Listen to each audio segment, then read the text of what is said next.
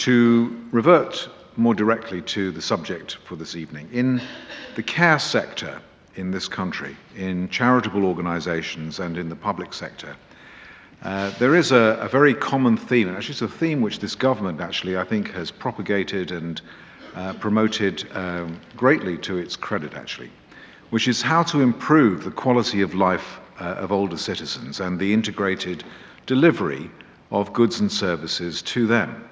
And it's absolutely vital that this should happen for reasons which we're going to explore. I'm sure many of you will know them already, but we'll explore that this evening. But in my opinion, these issues about care for the elderly, vital though they are, and I don't want to take anything away from that at all, don't quite go to the heart of what I see as the problem of aging populations. I need to explain. Aging populations is not just a question of people living longer, about rising life expectancy, but it's a question about the unique change, and I really mean unique. I mean, sometimes people use the phrase, but this is unique in mankind's history. Unique change in the age structure of our population. The proportion of over 65s is going to double, roughly, over the next 30 or 40 years. While the numbers of young and people of middle age, our working age, are going to stagnate or decline, depending on kind of which country we're looking at. So just briefly, in 1950, global life expectancy at birth was 47 years. Today it's about 68.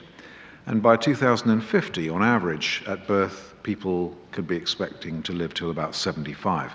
In this country, in 1950, life expectancy was 69. Today, it's about 80. And by 2050, it'll be about 84, 85. Men, slightly less. Women, slightly more, for reasons that we will understand, much to do with gerontology rather than demography.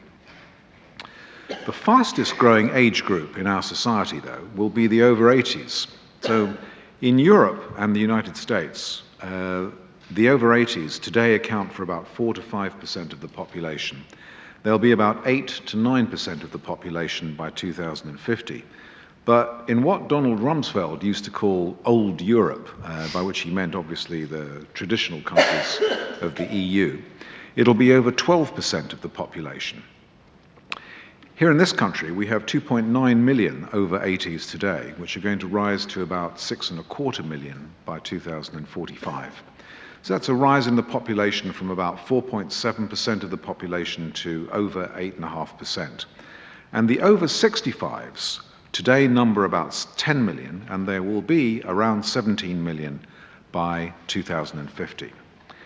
So that's kind of a scale of the metrics in terms of the older citizens in our economy. By the way, just in passing, you might want to notice or note that in China, the over 80s, I mean, there's a lot of discussion about China, which is aging very rapidly and so on and so forth. The over 80s are expected to rise 500%, from about 1.5% to 7% of the population. And by 2050, the over 65s will represent about a third of the population. That's about 440 million people, which will be bigger than the entire population of the United States. So let's kind of just bear in mind also that it's not just the UK which has an aging population, and it's not just rich countries that have aging populations, but the world basically has this issue. It's just that we're encountering the problem at different stages of time. Most of the rich countries have the problem now. Most of the emerging countries and developing countries will have the problem from about 2030, 2035 onwards. But the rise in life expectancy, and Samira actually already alluded to the fact that this does not go unchallenged by medical specialists and others who deem that obesity and related diseases may actually frustrate or actually cap the rise in life expectancy. But let's assume for the moment that what the gerontologists tell us is correct, that life expectancy is continuing to rise. It is this rise in life expectancy and something else, which is namely declining fertility, which is actually contributing to this unique change in age structure. So in 1950, for example, in the world, global fertility, which is effectively just the number of children per woman, was about 5. Today it's about 2.5.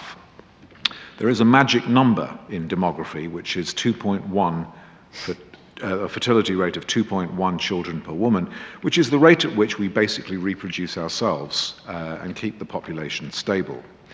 So in the UK, the peak in our fertility rate was in the early 1960s. It was about 2.8 children per woman. It dropped to about 1.6 in 2001, and subsequently it has risen again to about 1.9, largely, not exclusively, but largely under the influence of the higher levels of immigration which we've had in recent years. The main reasons for the decline in fertility from above 2.1 to below, by the way, just in passing, you might want to note that countries like Japan, Germany, and Italy have fertility rates of only about 1.1, 1.2. In Hong Kong and Singapore, it's even below 1, it's 0.9. The main reasons for the decline in fertility, I think, are pretty well understood. They incorporate, obviously, the pill, the improvements in female literacy, adult education, female empowerment, female careers, rising living standards, and also social changes. People get married later. So the average age of marriage in this country, according to ONS data that were released this year, is about 30. Or people who just prefer either not to get married and have children, or only want to have one child, and so on and so forth. So there are lots of reasons that contributed to this decline in fertility. Several countries have introduced incentives to encourage women to have more children. So in countries like France, Russia, Spain, and Denmark, these countries have all introduced financial incentives, tax incentives, to encourage women to have more than 2 children. In very few cases, one in particular in Mexico City, if you're over 70 and a male, you can now get free Viagra. Whether these things will have any effect or not, I can't possibly tell, and it's too early to tell. The problem is, I guess, that in most cases these changes tend to tweak the fertility rate a little bit, but they don't catapult it to that kind of level where we would actually have a replacement population. So the problem is you can put together rising life expectancy, declining fertility, or low rates of fertility. We're just not having enough kids to grow up to become tomorrow's workers, who in turn will have to generate the resources which can then be transferred to the rapidly growing population of older citizens. In other words, from an economic point of view, which is obviously where I come at this from, this is about the supply of labor, which is one of the 2 main contributors to economic growth. And economic growth allows us to pay for our desired standards of living. The other one, by the way, is the rate of technological progress, which is basically about education and productivity. So in our country, in the United Kingdom, labour supply is going to rise a little bit, whereas in most other European and advanced economies it's going to drop. So we have about 40 million people of working age today, and we'll have about 44 million according to projections by 2050. But the proportion of working age people in our population will drop. Today, 66% of our population is working age. By 2050, it'll be down to about 60%. And the reason that it only is 60% rather than less than 60% is because we assume that our current levels of immigration continue into the indefinite future. But for the first time in our history, as Samira mentioned in her introductory remarks, we have more over 65s than we do have under 16s. We have nearly four people of working age supporting each older citizen. But by 2050, there will only be 2.5 people to support each person aged over 65. We're not the worst off. Some countries have much worse demographic characteristics than we do, which include Germany, Italy, Japan, and most of continental Europe. Some countries are slightly better off, the United States, Australia, and Canada. So we're kind of in that group more than in the group defined by continental Europe. The problem, though, for all of us is the same. If we don't address these problems, economic growth will decline, tax revenues will decline, savings will decline, just at the time when we need more money, more resources to support the universe of older citizens.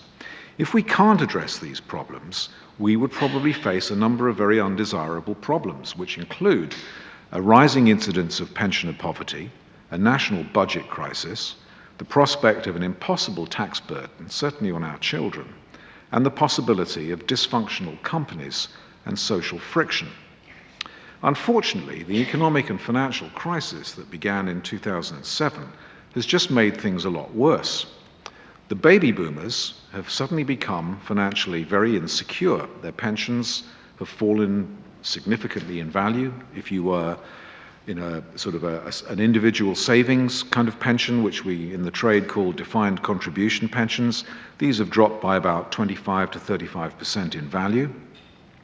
If you were in a final salary scheme, a defined benefit scheme, you probably won't notice the difference unless you happen to be brought into the labour force in the last several years, in which case you probably won't have the chance to join these schemes. And in one or two cases that have been brought to public notice in the last 2 or 3 weeks, existing employees are now finding that their situation or their contributions have been frozen, so that their pensions aren't going to be as big as they thought they were.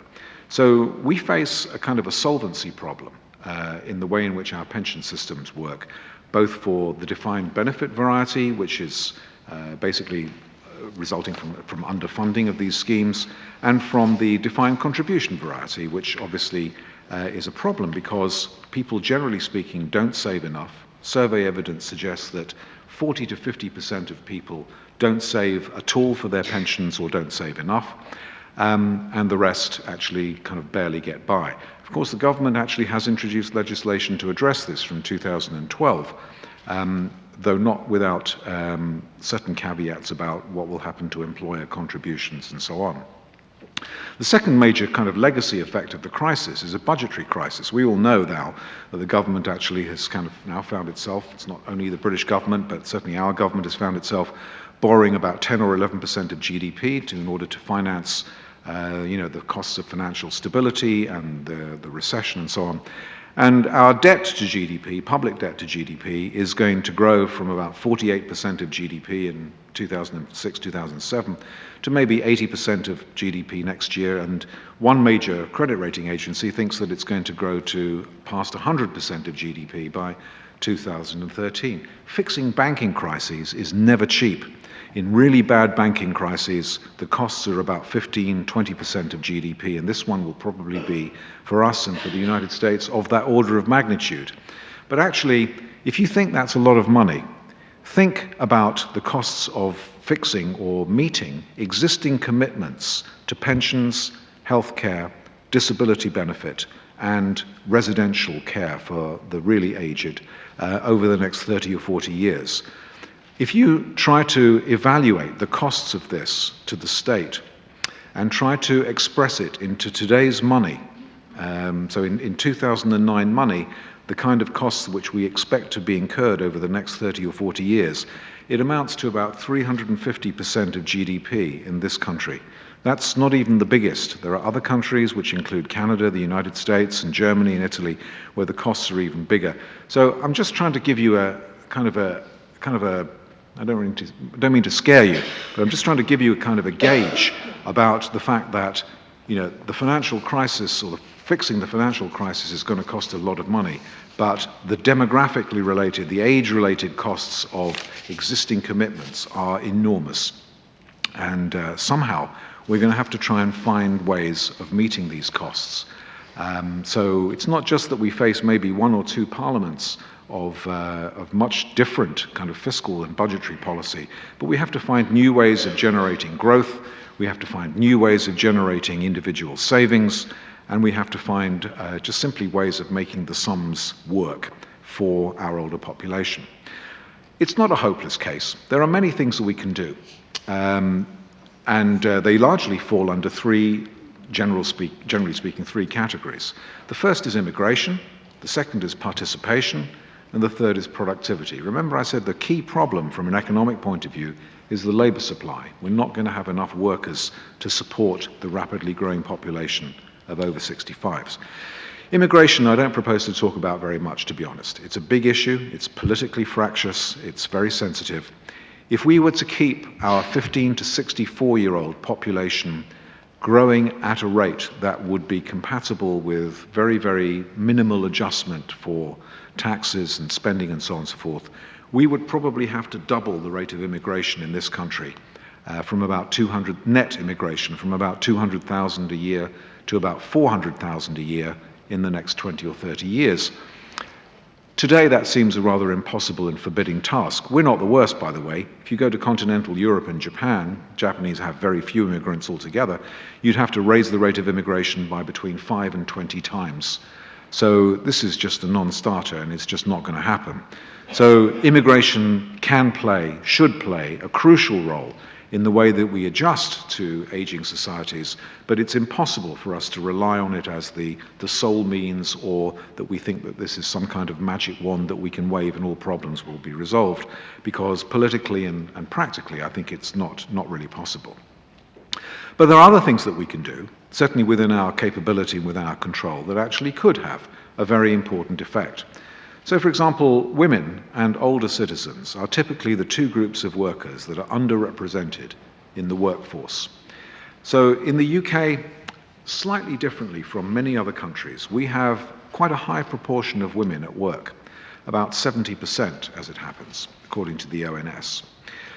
It's difficult, though, sometimes to imagine that this can be accepted and kind of cast in stone as something that will stay the course over the next 20 or 30 years, especially as this economic crisis may yet take a toll on women in the labour force.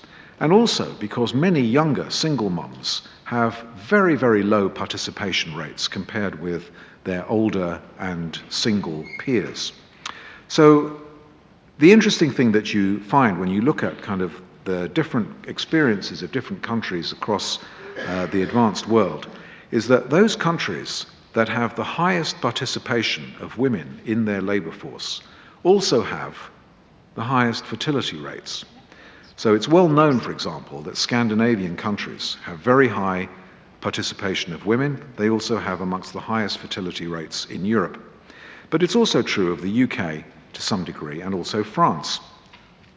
And this is really about childcare, or in other words, having enough of it readily available and relatively cheap or affordable, about companies that offer life-work balance programs that allow women to pursue both careers or work and having children, about parental leave, paternity policies, on-site creche facilities, and other family-friendly policies which companies can introduce. Interestingly, in Japan, where basically they have a very strong culture in favor of older citizens, as you know, but actually not quite such a strong culture so far as women in work is concerned. A lot of large Japanese companies have introduced many, many more family-friendly policies in the last 5 or 6 years. And actually in those companies, the participation of women has risen over that period of time.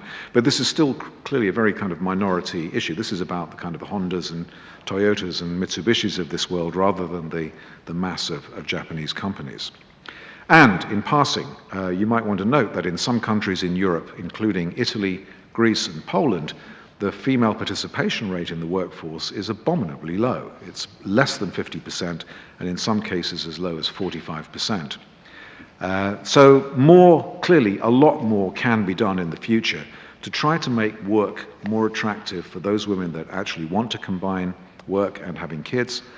And I don't think it's just gender legislation which is actually going to solve the problem. In fact, if gender legislation is all that we relied on, then all we might end up with really is just more unemployed women, or simply not being able to break that kind of barrier. So it's about the workplace and about childcare and the way in which we can combine these things, which really make these things click.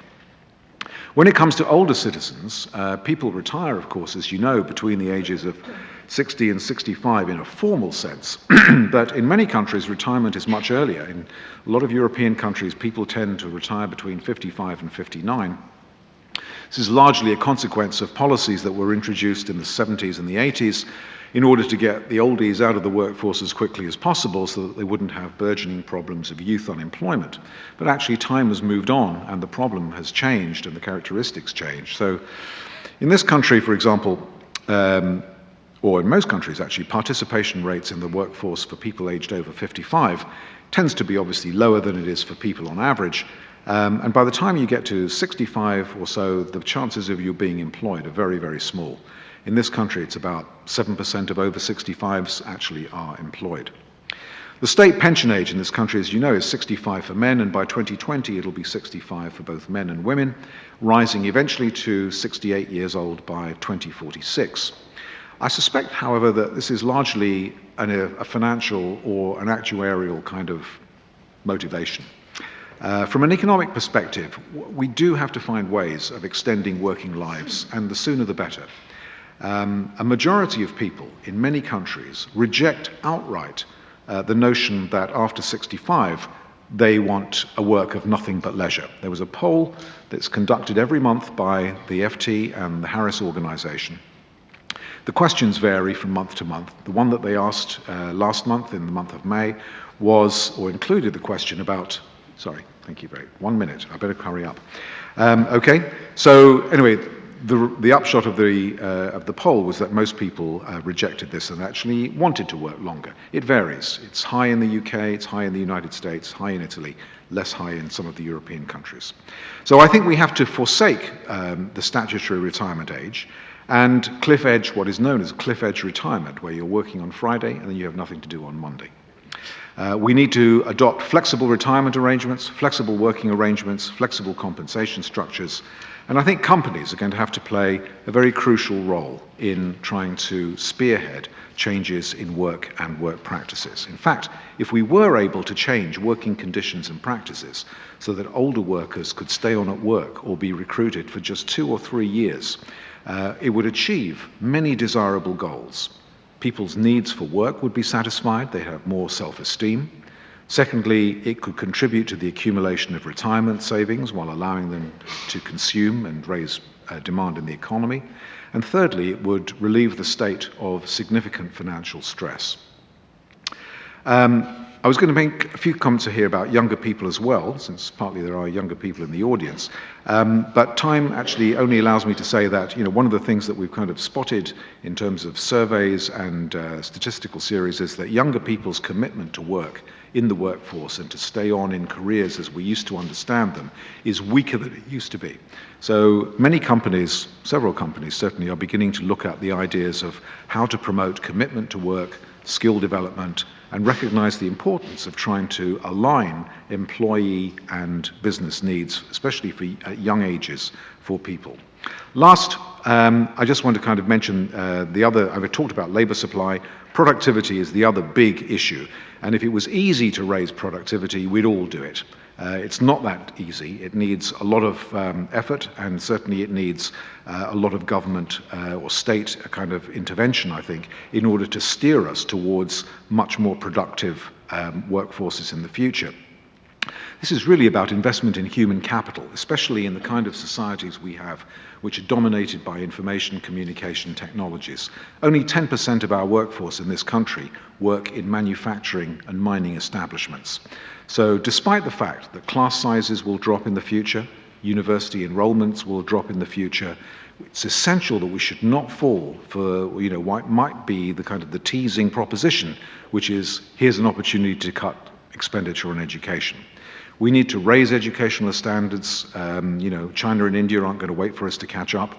And when people enter work, they should be able to look forward to lifelong learning and educational programs so that their skills can develop in due course and over their lives. So the main point I want to stress, and this is the last point, is that while aging populations, including those in the UK, represent an enormous economic and social challenge, the challenges can be addressed if we raise the level of debate. This is obviously one contribution, and if companies and governments move in good time to adopt relevant and strategic programs. The problem is we're unprepared, both as individuals and as a nation.